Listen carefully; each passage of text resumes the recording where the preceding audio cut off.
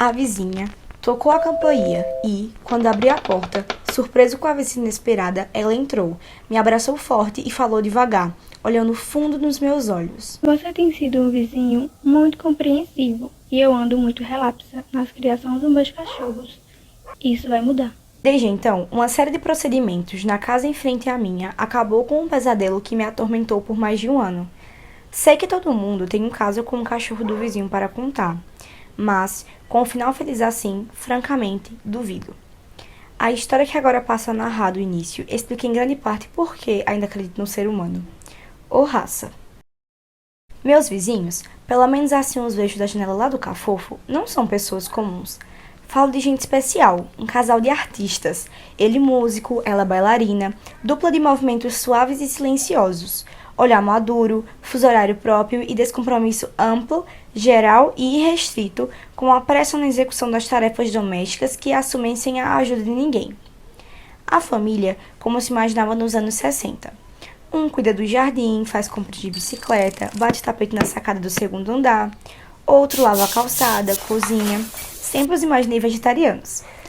A Pará era na fachada da pedra. A Paz mora do outro lado da rua e, confesso, morro de inveja quando me mato trabalhar noite adentro ali diante. Queria ser como eles. Quando o primeiro pastor alemão chegou ainda moleque para morar com meus adoráveis vizinhos, a casa de pedra viveu dias de alegria contagiante. O bicho era uma gracinha. Foi crescendo, começou a latir, mas nada que quebrasse a harmonia do lugar. Eu moro, esqueci de dizer, no paraíso. Quando, logo depois do primeiro acasalamento, o segundo pastor alemão fez crescer a família. Cada paralelepípedo da minha rua pressentiu o que estava para acontecer. Ou não. De qualquer forma, eu achava que, se porventura aquilo virasse o inferno que se anunciava, outro vizinho de certo perderia a paciência antes de mim, que, afinal, virei tiete do jeito de viver que espiava pela janela do escritório de casa. Eu ir lá reclamar? Nunca. Não sei se os outros vizinhos decidiram em assembleia que esperariam a todo custo por uma reação minha, mas, para encurtar a história, o fato é que, um ano e tanto depois da chegada do primeiro pastor alemão, aquela casa, eu tive um ataque. Enlouqueci, surtei. Imagine o mico. Vinha chegando da rua com meus filhos, gêmeos de 10 anos. Chovia baldes. Eu não conseguia achar as chaves e os bichos gritavam como se fôssemos assaltantes de banco. Segura o guarda-chuva. Cadê as chaves? Será que não podiam ao menos parar de latir um pouco? Caramba! Cala a boca! Gritei para ser ouvido em todo o bairro. Os cachorros emudureceram por 10 segundos.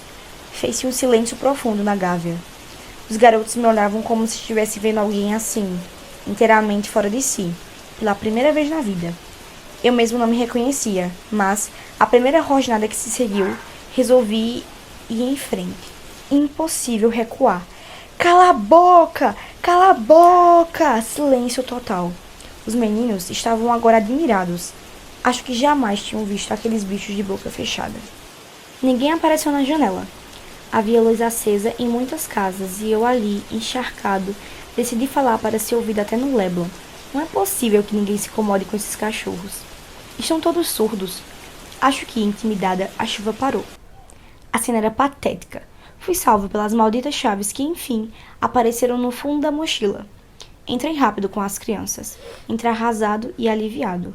Achei na hora que devia conversar com meus filhos, que melhor ainda seria escrever com eles uma carta educada e sincera, explicando a situação aos nossos vizinhos preferidos.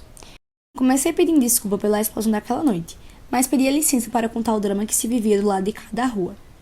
Havia muito tempo, não entrava nem saía de casa sem que os cães dessem alarme de minha presença na rua. Tinha vivido uma época de separações, morte de gente muito querida, além de momentos de intensa felicidade, sempre com aqueles bichos latindo sem parar. De manhã, de tarde, de noite, de madrugada, manja pesadelo. Seus cachorros são insuportáveis, e se vocês nada fizerem a respeito, estamos no Brasil, tudo é possível. Eu vou-me embora, me mudo, sumo daqui. Escrevi algo assim, mais resignado que irritado. O arquivo original sumiu do computador.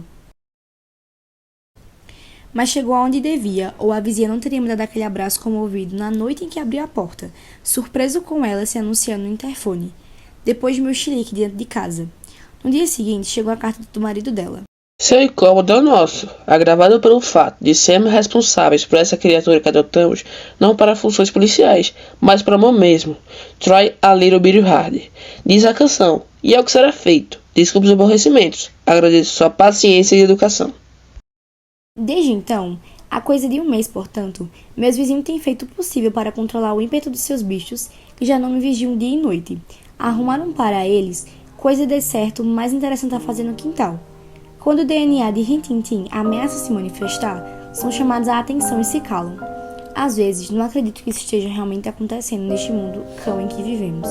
Se não estou vendo coisas, o que também ocorre com certa frequência. O ser humano talvez ainda tenha alguma chance de dar certo. Pense nisso.